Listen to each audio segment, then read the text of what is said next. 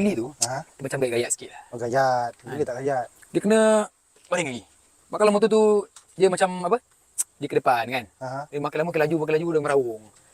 Bila sudah, dia kena tegak sikit. Boleh bayangkan? Tegak sikit, baru dia boleh. Baring. Tegak, bukan baring. Baring, Tegaknya. check in nanti. Tegak ke mana? Tegak. Ke. Macam tu lah. So, kena buang lah dia punya gayat tu. Nak buang kat mana? Nak buang kat mana? Aku rasa kau kena duduk belakang aku lah. Serius lah. Dia dengan gayat. Serius lah. Ya.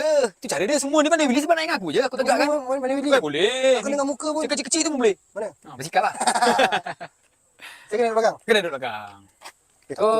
Okay, saya takut sebab Abang Gambang takut. Abang Gambang kan tak pandai. Mula-mula start Willy. Tak pandai mula-mula dulu. Sekarang insyaAllah. Ya, saya try lah. Kena. Kalau berani duduk belakang, nanti beranilah tegakkan motor. Okay. Okay. Okay. Kan, Mat?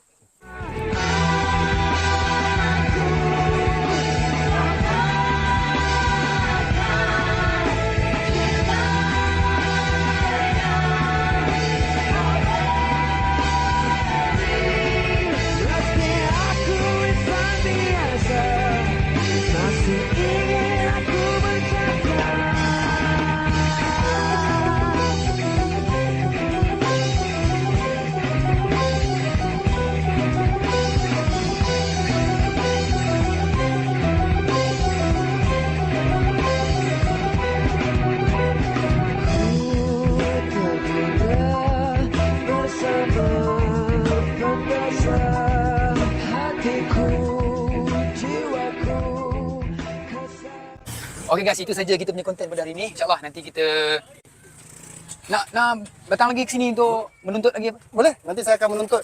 Tak menuntut kat sini, saya nuntut akhirat.